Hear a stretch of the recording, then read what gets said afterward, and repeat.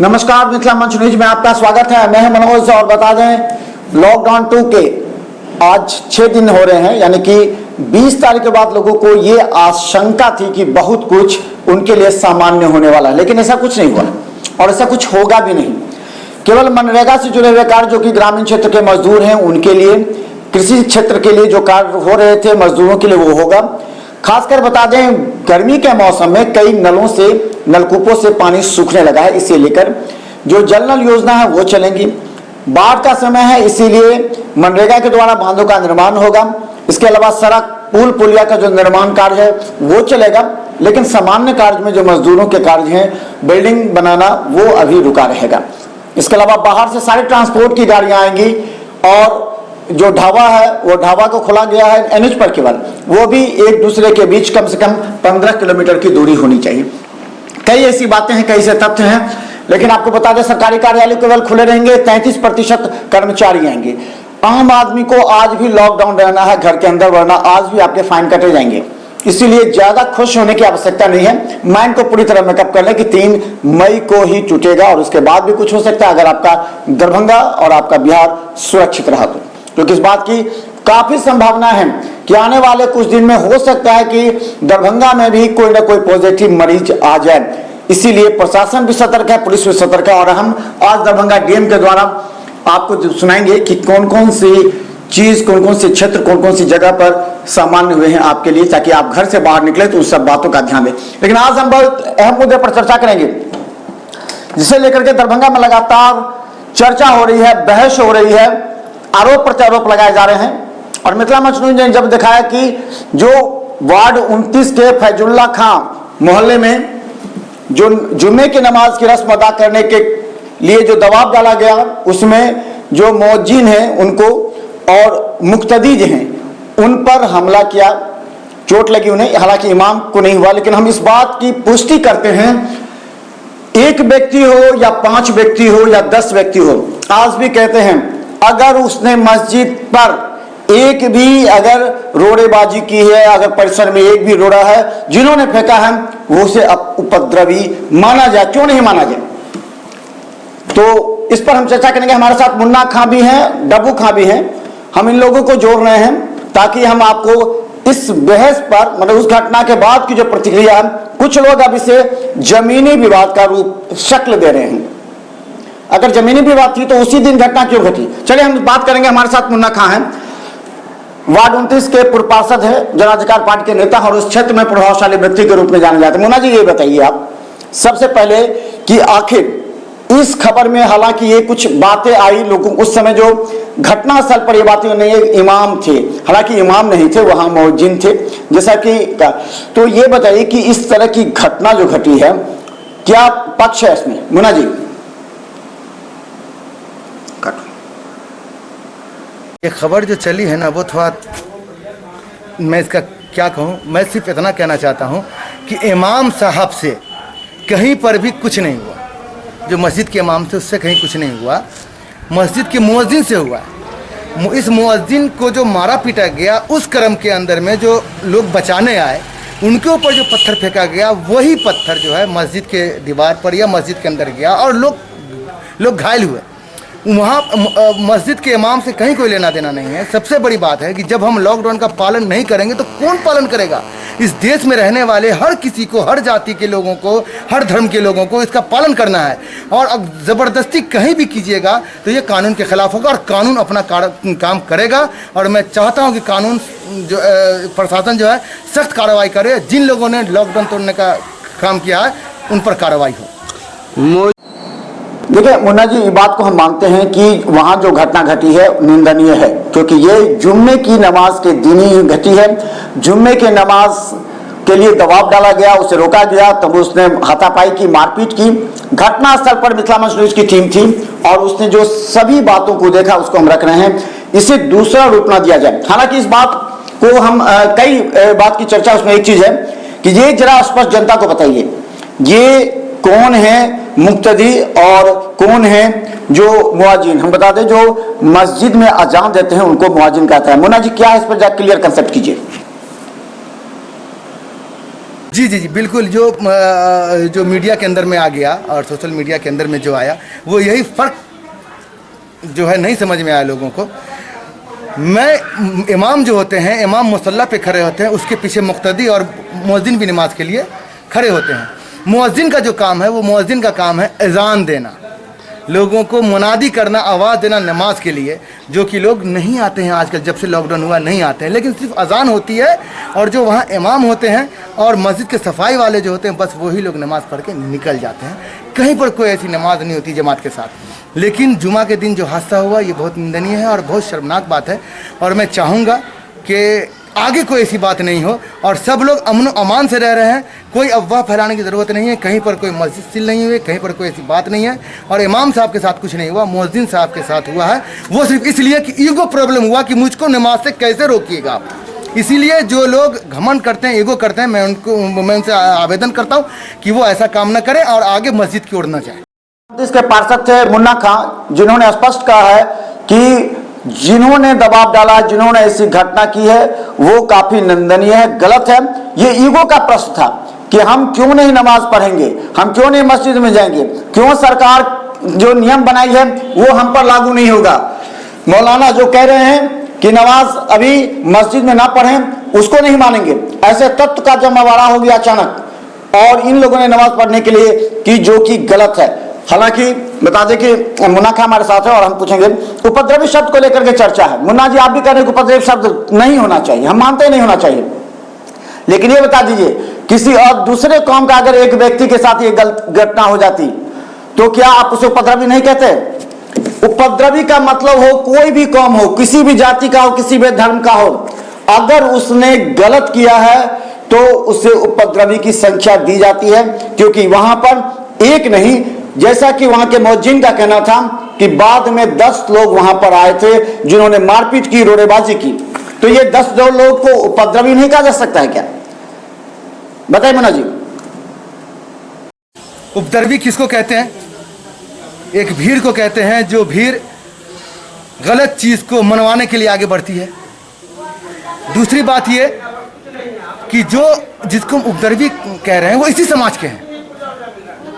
मैं यही बताना चाह रहा हूं कि आखिर समाज को क्या हो गया है कि एक ही समाज के लोग इस चीज का खंडन कर रहे हैं और एक ही समाज के लोग इसका सपोर्ट कर रहे हैं। सपोर्ट करने वाले कौन है? जो बात को घुमा रहे हैं कि ये जमीन का मसला है, इसका मसला है। ऐसा कोई मसला नहीं। प्रशासन इसका इंक्वायरी कर ले ना, प्रशासन इंक्वायरी कर ले कि दूध का दूध, पानी का पानी हो जाएगा और इसका निष्पक्ष जांच होना चाहिए। और जो लोग तथाकथित तरीके से इसको समाज को वर्गलाने की कोशिश कर रहे हैं, समाज की एकता और अखंडता पर चोट पहुंचाने की कोशिश कर रहे हैं, अगर वो नहीं संभले तो उन पर भी मैं कानूनी कार्रवाई करूंगा और मैं खुद उन पर मैं उन पर केस करूंगा कि वो समाज को तोड़ने की बात कर रहे हैं, जोड़ने की बात नहीं कर रहे हैं। कम से कम कोई भी बयान देना हो तो स्पॉट पर आकर देखें कि स्पॉट के पर क्या हुआ, वहाँ के जो गवाह हैं वो क्या बोल रहे हैं, उनसे पूछें, उनकी बात को रखें। अपने मन से नेतागिरी नहीं करें, ये नेतागिरी का वक्त नहीं है, ये वैश्विक महामारी का वक्त है और हम सबों को सोशल डिस्टेंसिंग बना के रखना चाहिए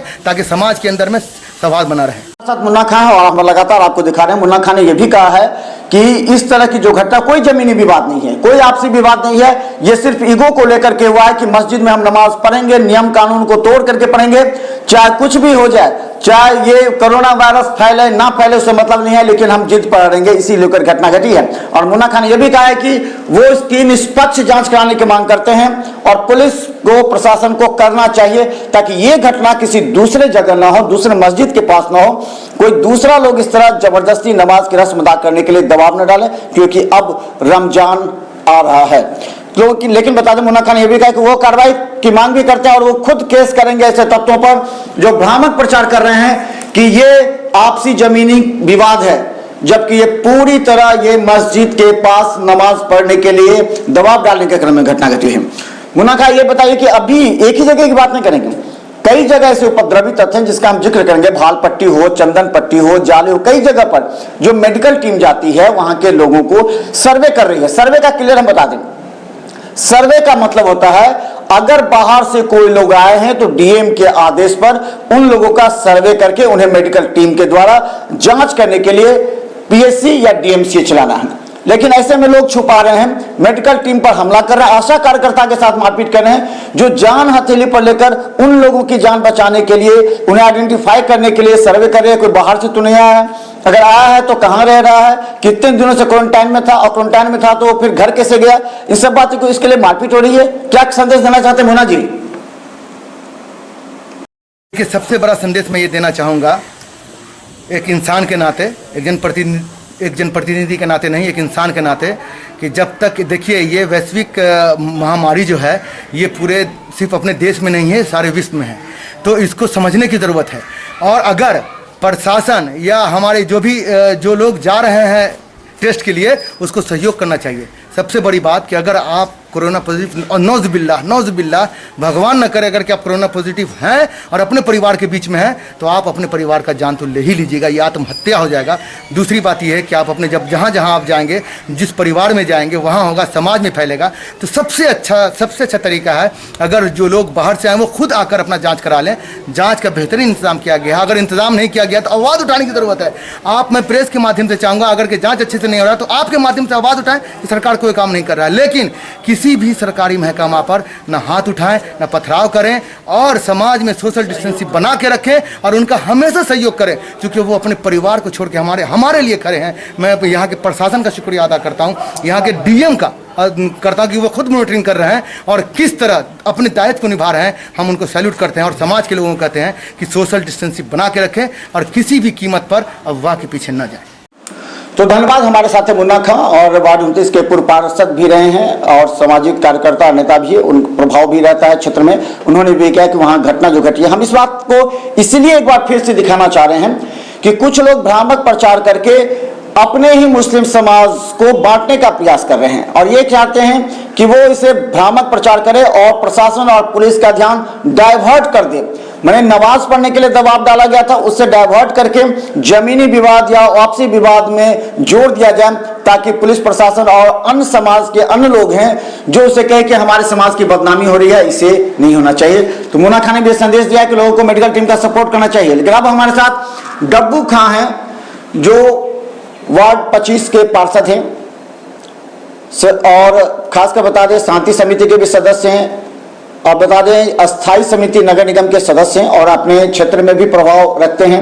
और खासकर हम बता दें कि अभी जो एनआरसी के खिलाफ जो कैंपेन हुआ था, उस कैंपेन में वो नायक की भी भूमिका निभाते हैं, तो इसलिए हम उनको भी इस मुद्दे पर लाना आवश्यक समझे। इसलिए हम डब्बू जी हमारे साथ हैं, डब्बू जी ये बताइए कि ये जो घटना घटी है, इस घटना को आप किस रूप में देखते हैं? क्योंकि लॉकडाउन के बावजूद कुछ लोग कहते हैं कि हम नमाज की रस्म अदा करेंगे, हमें जाने दो, नहीं जाने दिया तो मारपीट की घटना हुई। तो ये पूरी तरह वर्चस्व की लड़ाई जो वहां पर है, आपके नजर में क्या आ रहा है कि आखिर ये जो हुआ है, हमला हुआ या मौजीन के साथ हुआ है, हालांकि इमाम को कहा गया लेकिन गलत थी, मौजीन के साथ हुआ, तो क्या हुआ, क्या घटना है आपकी नजर में डब्बू जी? लोगों को तो मालूम होगा कि सरकार ने, हिंदुस्तान की सरकार ने लॉकडाउन का ऐलान किया। उसके बाद से जो है सभी लोगों ने अपील की कि मस्जिदों में जो जमा होकर हम लोग नमाज अदा करते हैं, जैसे जुमा की नमाज हो, चाहे और भी 5 वक्त की नमाज हो, तो इसके लिए सब लोगों ने तय किया कि मस्जिद में 3 से 4 आदमी ही नमाज पढ़ेंगे, वो भी सोशल डिस्टेंस बनाकर, ताकि अल्लाह का घर खाली भी न रहे और जो बीमारी, जो संक्रमण फैलता है लोगों के जमा होने से, वो भी उत्पन्न नहीं हो। लेकिन परसों की जो घटना है फैजुल्ला खां मस्जिद की, वो बहुत ही दुर्भाग्यपूर्ण है, निंदनीय है, इसलिए कि वहाँ इमाम और मौजिन और उसके अलावा 2 आदमी नमाज पढ़ने के लिए जुमा की गए, और 4 आदमी हो जाने के बाद उन्होंने गेट पे ताला लगा दिया। लेकिन उसी में वर्चस्व की लड़ाई के लिए कि मैं नमाज पढ़ूंगा, तुम ताला खोलो, इस तरह की घटना हुई, जिससे स्थानीय लोगों ने उसको मना किया। मना करने के बाद मामला ठंडा हो गया और लोग अपने अपने घर चले गए। नमाज के बाद जब मौजिन और इमाम बाहर निकले तो उस पर उन लोगों ने हमला कर दिया और रोड़ेबाजी की, जो कि अपने आप में एक बहुत ही घटिया बात है, बहुत ही घटिया बात है। और इस तरह के जो भी लोग हैं उस पर तुरंत जो है उचित कानूनी कार्रवाई होनी चाहिए। दूसरी बात कि जब पता है आपको कि आप घरों में नमाज पढ़ें, इसका ऐलान हो चुका है और आप बार बार जाते हैं, तो ये इस्लाम नहीं सिखाता है। इस्लाम सिखाता है सबसे पहले मानव का जो जान है उसको बचाना, उसके बाद अपने ईमान की बात करना। सबसे बड़ा धर्म किसी इंसान की जान बचाना है, और ये ऐसा संक्रमण है जो आप खुद को भी लील जाएंगे और दूसरों को भी लील जाएंगे। दूसरी बात कि अभी जो आप देख रहे हैं कि भालपट्टी में डब्बू खां है, और लगातार हम डब्बू जी इस पर चर्चा करें, क्योंकि दरभंगा की जनता को, आवाम को ये बात जानने की आवश्यकता है कि कुछ लोग अनावश्यक रूप से जब कहीं गलती होती है, अगर हम बता दें गलत कोई भी करे, वो किसी भी कौम का हो, किसी भी जाति का हो, किसी भी का धर्म का हो, वो अपराधी है, वो गलत किया, उसे बचाने का प्रयास मत कीजिए, उसे दूसरा रंग रूप देने का प्रयास मत कीजिए। इससे उन लोगों का मनोबल बढ़ेगा, और इसी वजह से दरभंगा में कई उपद्रवी तत्वों का मनोबल बढ़ा हो, चाहे किसी भी जाति धर्म के हों, और ऐसे लोगों को बख्शा भी नहीं जाना चाहिए, वरना हमारे समाज, शांति समाज को ये भंग कर सकते हैं। ये बताइए कि आखिर डब्बू जी, आपने तो यहाँ क्लियर कर दिया कि गलत हुआ, और जो मस्जिद में जो मौजिन के साथ मारपीट रोड़ेबाजी भी, आपने भी पुष्टि किया कि वहां वीडियो देख करने के बाद आपने कहा कि ये गलत हुआ है। ये बताइए कि भालपट्टी की घटना बता दें, पुलिस एक व्यक्ति को गिरफ्तार कर ली, 5 आदमी के लिए छापेमारी की जा रही है। उस वीडियो को जब देखिएगा तो आपको लगेगा कि किस तरह ये घटना निंदनीय है, किस तरह मेडिकल टीम और प्रशासन के जो वीडियो या जो भी गए अधिकारी, उनके साथ बदसलूकी की गई, उन्हें खदेड़ा गया, उनसे मारपीट करने की प्रयास किया गया। गांव के लोग, बुद्धिजीवी जब बचाने का प्रयास किए तो कुछ उपद्रवियों ने इसे अलग मुद्दा दे दिया, अलग रंग देने का प्रयास किया। उन्होंने ये कहा कि अल्पसंख्यकों के साथ इस तरह की बर्ताव हो रही है। जान बचाने के लिए कुछ लोग जाते हैं, और ऐसे उपद्रवी तत्व अपने ही परिवार, अपने ही समाज के लोगों को जान मारने पर उतारू हैं, और उन्हें कहते हैं कि इसकी जांच नहीं होगी। ये एनआरसी की जनगणना की बात कर रहे हैं, गलत मोड़ दे रहे हैं, भ्रामक प्रचार करते हैं, जिससे मेडिकल टीम को परेशानी होती है। डब्बू जी, क्या नजर में आपके भालपट्टी में? देख रहे हैं कि भालपट्टी में हमला हुआ स्वास्थ्य कर्मियों के लिए, तो आप इतना समझो कि वो खुद के लिए नहीं आते हैं, वो आपकी सुरक्षा के लिए आते हैं, आपके परिवार की सुरक्षा के लिए आते हैं, और आप उस पर हमला करते हैं। वो अपनी जान पे खेल कर, उनको भी संक्रमण हो सकता है, इसके बावजूद वो आपकी हिफाजत के लिए आपके पास जाते हैं, और आप, कितनी शर्म की बात है कि आप उन पे हमला करते हैं।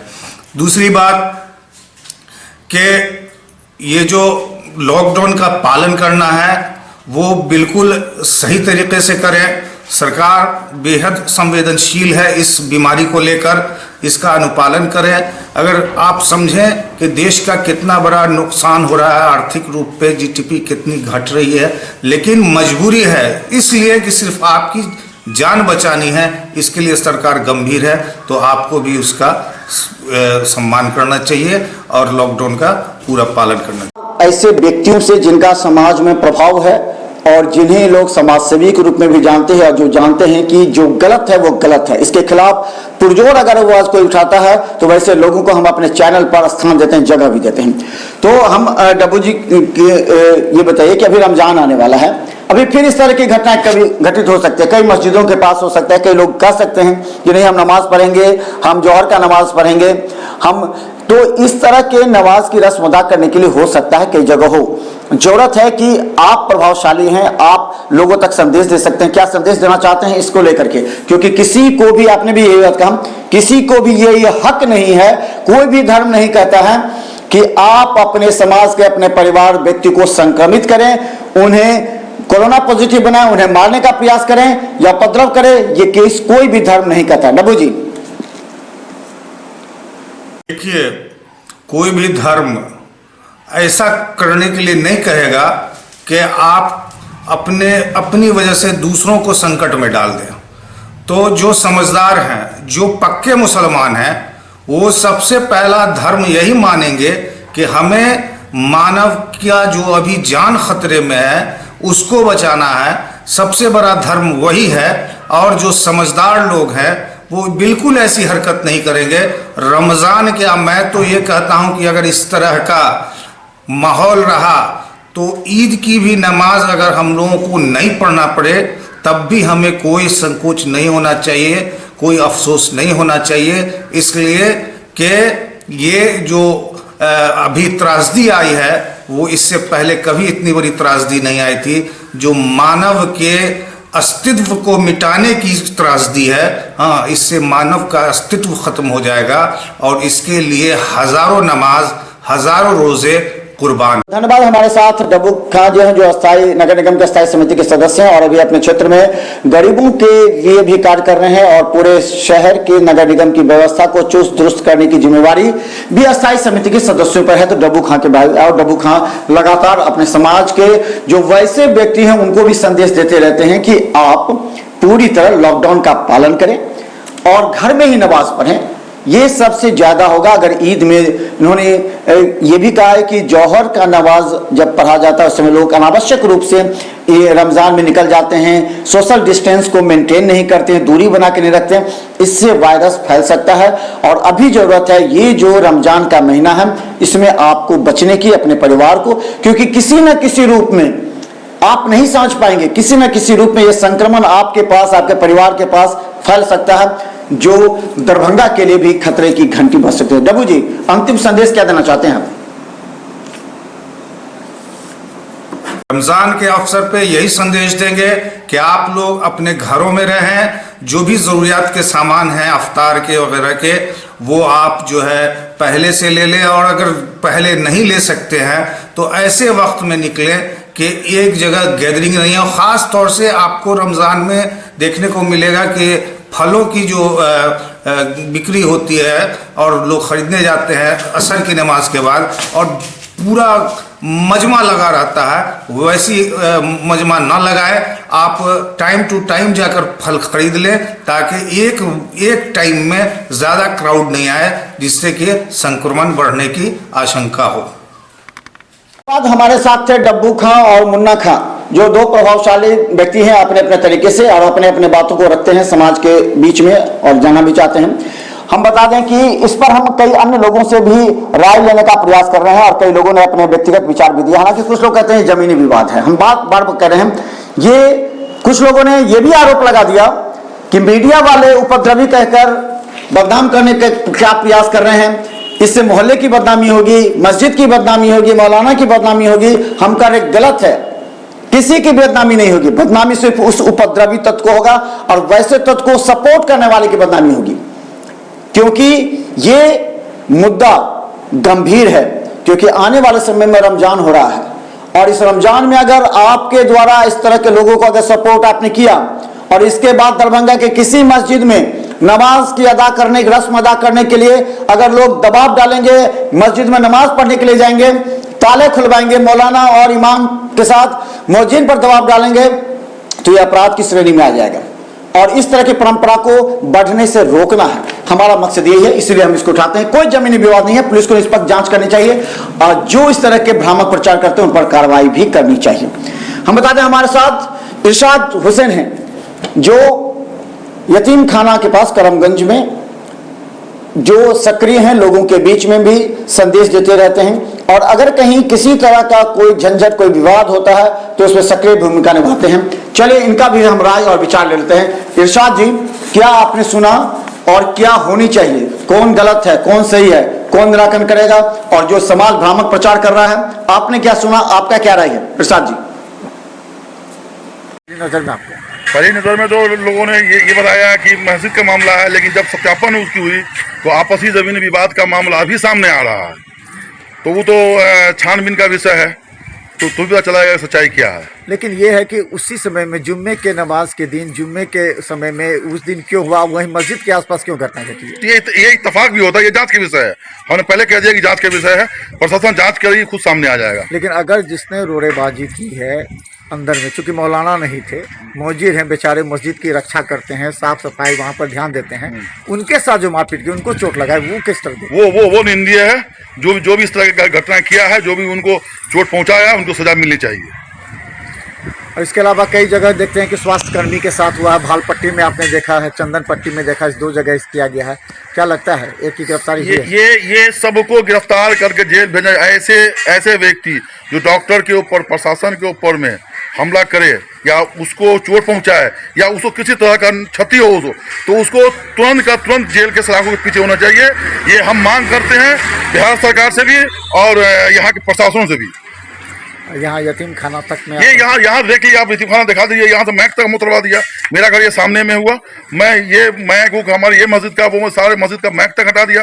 किसी मस्जिद में नमाज नहीं होती है हमारे इस एरिया में, किसी मस्जिद में कोई नमाज नहीं होती है, न कोई वहाँ मुतवल्ली है कि अजान देता है। उसके बाद यहाँ तो मैक भी हट गया, मैक से अजान नहीं होती है, यहाँ लोग आता ही नहीं है यतीम खाना में। और हमारे मस्जिद में, बड़ी मस्जिद में भी कोई नहीं आता है। अगर बाहर से कोई लोग आते हैं उसको छिपा लिया जाता है, उसको रोका जाता है। उसको जो छुपाता है वो भी दोषी है। और हम सारे लोगों से आग्रह करते हैं, निवेदन करते हैं कि जो भी लोग बाहर से आए, चाहे दरभंगा डिस्ट्रिक्ट से बाहर से आए, उसको तुरंत निगम में या प्रशासन को खबर करके तुरंत उसको जांच के लिए भेज देना चाहिए। तो धन्यवाद। मिथिला मंच न्यूज का यह विशेष कार्यक्रम आप देख रहे थे और हमारा प्रयास है कि अगर कोई गंभीर मुद्दे पर कोई भ्रामक और अलग गुमराह करने का प्रयास करेगा तो हम उस बात को लेकर के जनता के बीच सही तथ्य लाने का प्रयास करेंगे। घटना घटी है, जरा सोचिए, ये घटना घटी है जुम्मे के नमाज के समय में। अगर आपसी या जमीनी विवाद था तो जुम्मे के नमाज के वक्त ही क्यों हुआ? क्या उनका इरादा यही था कि इसी बहाने हम मुअज्जिन के साथ मारपीट करें, उन पर दबाव डालें, अपने ईगो को दिखाएं कि नहीं मस्जिद में हम नमाज पढ़ेंगे चाहे कुछ भी हो जाए? अगर जमीनी विवाद था उसी वक्त क्यों हुआ, मस्जिद के पास ही क्यों हुआ? ये सारे तथ्य बताते हैं कोई जमीनी विवाद नहीं है, बल्कि इसको तूल देने के लिए दूसरा प्रयास किया जा रहा है। कहा जा रहा है कि इससे कौम की बदनामी हो रही है, मोहल्ले की बदनामी हो रही है, मौलाना की बदनामी हो रही है, कुछ मीडिया वाले अनावश्यक इस बात को उठा रहे हैं। अगर हम अभी भी कह रहे हैं, सत्य के साथ रहिए। अगर किसी भी कौम में, किसी भी धर्म में, किसी भी जाति में अगर इस तरह के लोग हैं तो उन्हें चिन्हित कीजिए, पुलिस को बताइए, प्रशासन को बताइए और खुद उसे समझाने का प्रयास कीजिए ताकि आपका दरभंगा शांत रह सके। दरभंगा में ऐसे उपद्रवियों का कोई स्थान और जगह नहीं है। और आम जान करके भी इस तरह के लोगों को सपोर्ट मत कीजिए, गुमराह मत करने का प्रयास कीजिए जनता को। ये मत समझिएगा अगर किसी भी कौम का कोई उपद्रवी व्यक्ति है या इस तरह का व्यक्ति है, उसे चिन्हित करके सामने लाइए, तभी हमारा दरभंगा सुरक्षित और शांत रह पाएगा। तो देखते रहिए मिथिला मंच न्यूज का हर अपडेट खबर। और आज हम दिखाएंगे दरभंगा डीएम लॉकडाउन 2 20 तारीख के बाद किन किन क्षेत्रों को खोलने के लिए कहा है और कई ऐसे जनता की समस्या, स्कूल की समस्याओं से लेकर दरभंगा डीएम से मिलेंगे और उनके विचार आप तक पहुंचाने का प्रयास करेंगे। देखते रहिए मिथिला मंच न्यूज। धन्यवाद।